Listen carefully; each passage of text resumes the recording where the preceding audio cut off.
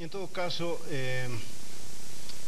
a mí, no sé si a ustedes, pero a mí me está doliendo muchísimo Bolivia por todo lo que significa este instante, el contar muertos, el contar circunstancias. Y alguna vez en PAT, no era PAT todavía, pero en el programa De Cerca, el actual vicepresidente de la República le preguntó a Walter Guevara Arce qué opinaba de la ética en política. Y don Walter Guevara dijo: la ética en política no existe, o si existe, termina como termina el Ayatollah Khomeini, y gente que tiene ciertas líneas así, y termina con pensamientos que no ingresan a la política. La ética y la política, él decía, y lo atribuía a Khomeini, que están reñidos, porque la política es el arte de lo posible, decía, creo, el doctor Paz citando a Mao Zedong. Hay muchas definiciones de la política, pero creo en esta circunstancia que la ética está más allá de la política, y la ética ha decidido, la ética que siempre ha manejado, por ejemplo, el vicepresidente, ha decidido lo que decidió ayer Carlos Mesa. Demasiada sangre, demasiado enfrentamiento.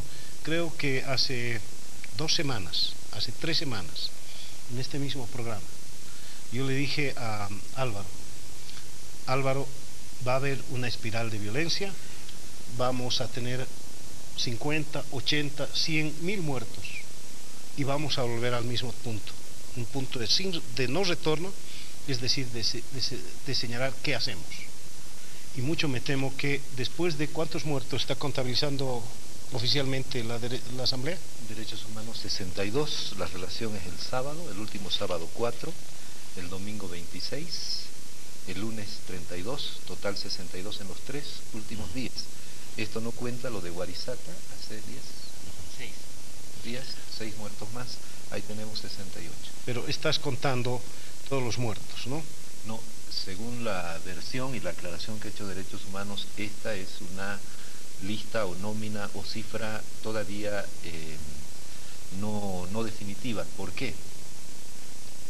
Relatan, por ejemplo, que ayer un campesino fue alcanzado por una bala que disparó el ejército en la región de Ubejuyo, zona sur de la ciudad de La Paz, y el campesino cayó en un barranco, desde donde no lo habían podido recuperar hasta hoy. No está contabilizado dentro de estas bajas. Están contabilizadas las personas que, por ejemplo, murieron por quemaduras cuando trataban de llevarse en algo un poquito de gasolina y alguien le metió gasolina. Estas 2 mujeres. Están contabilizadas las personas que murieron por la explosión de dinamita. No, ese es el viernes, no están ahí. Pero hay que aumentar 2. Ya estaríamos en 70 entonces. Pero además Derechos Humanos ha advertido algo terrible si se llegara a confirmar. Tiene muchas denuncias en el sentido de que domingo y lunes militares en la zona del Alto recogían cadáveres y los hacían desaparecer, es decir, se los llevaban a cualquier lado. Derechos Humanos tiene contabilizadas, no ha dado la cifra, pero... ¿Quién te ha dado esa información? Waldo Albarracín. ¿Que están haciendo desaparecer cadáveres? ¿Él ha dicho eso? Sí, están hablando de desaparecidos. Un número indeterminado de desaparecidos, aparte de estas cifras que Porque entenderás, Freddy, lo que menos quiero en el Pentágono, que siempre ha sido un programa serio, hacer crecer rumores. Es decir, tiene fuentes, Waldo Albarracín. Bueno, si es Waldo, la fuente es una buena fuente, pero lo que no quisiera es que Julio me diga, dice que están viniendo 10 indios, y que yo le diga que son 100 y que él te diga a ti que son 1000. Cuando en realidad son 5000. En realidad pueden ser 5000 o pueden ser muy pocos, ¿no es cierto? El rumor es terrible. Han habido rumores hasta la estupidez de mucha gente que se cree muy inteligente seguramente, que critica, por ejemplo, la ignorancia de ya saben quién, y sin embargo corren tras un poquito de agua en los supermercados. Estupideces llegadas al extremo, ¿no? Gente que pedía armas, gente que pedía comités de autodefensa, cowboys andando con pistolas. Esta mañana tuvimos uno, pero en ese marco lo que quisiera en todo caso es que manejemos cifras, si se puede, y datos confirmados. Y fuentes. con fuentes. En todo caso, Mario, yo quisiera centrar, independientemente si son 62, 68, 60, el dramatismo del momento. Estamos asistiendo a una masacre. Hemos asistido a una masacre de la población boliviana. Y eso no podemos ocultar, no podemos cerrar la vista ante ello. 62 compatriotas bolivianos, jóvenes, señoras, niños. He visto cadáveres de 3 niños, Mario, de 2 guaguas, de dos personas de medio año, un año, en la clínica. Bueno, entiendo que hay 3 niños muertos por falta de oxígeno. Falta de oxígeno, así es. Es decir, neonatos recién nacidos a los que no les pudieron poner oxígeno porque el oxígeno se había acabado. El oxígeno no se podía conseguir porque estaba todo bloqueado. Pero no vayamos a cambiar el asunto. Hay 62 personas muertas de bala, Mario. Bala de ejército, 762, bala, SIC, del ejército boliviano. El ejército boliviano ha matado a bolivianos. Y este es el punto de la historia. No podemos olvidar eso. 62 muertos de personas, yo les he visto, yo he estado en el Alto, Mario, he visto personas con palos, amas de casa con palos, tirando a tanques. Eso es lo que he visto. ¿No has visto dinamita? No he visto la dinamita. Pues se dice que posiblemente en la zona de Santiago II. Yo llegué a la zona de Río Seco, llegué a la zona de La Ceja, y ahí he visto mujeres de pollera con la guagua cargada tirando palos a tanquetas y a soldaditos que disparaban como si estuvieran enloquecidos contra todo lo que se movía. Y eso ha provocado 62 muertes de bolivianos. En 4 días el país está desangrando. Nunca habíamos visto en democracia semejante muerte tan masiva de bolivianos por parte del Estado. Y eso tiene que llamarnos a la reflexión para entender el dramatismo del momento, Mario.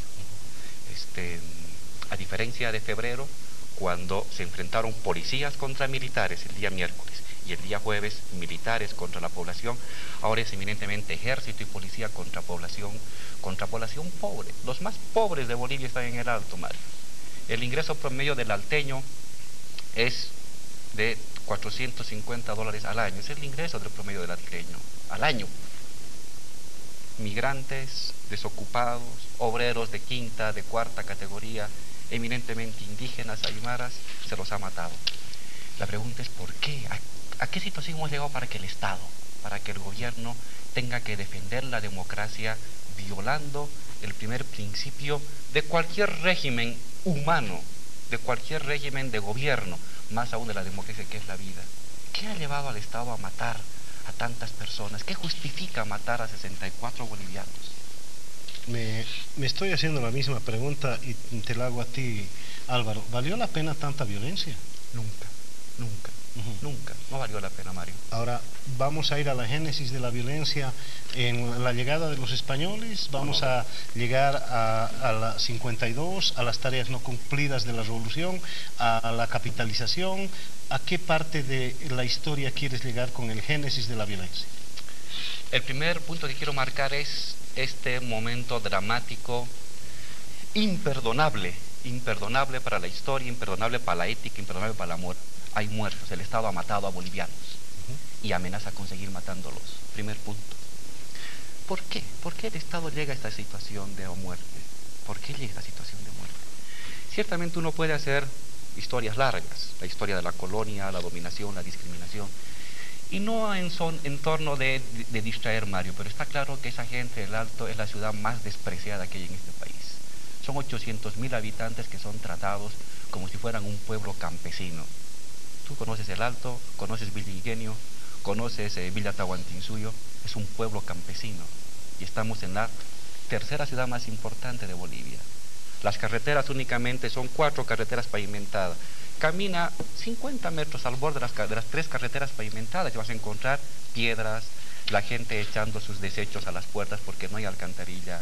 Ese es el Alto, Mario. Es una ciudad muy discriminada, muy discriminada. Son aymaras. El 85% de los alteños en el último censo de población y vivienda se autodefinen como indígenas. Es la ciudad indígena por excelencia, el Alto. Y es esa ciudad donde el Estado se ha ensañado y ha ido a matar a tantas personas, Mario.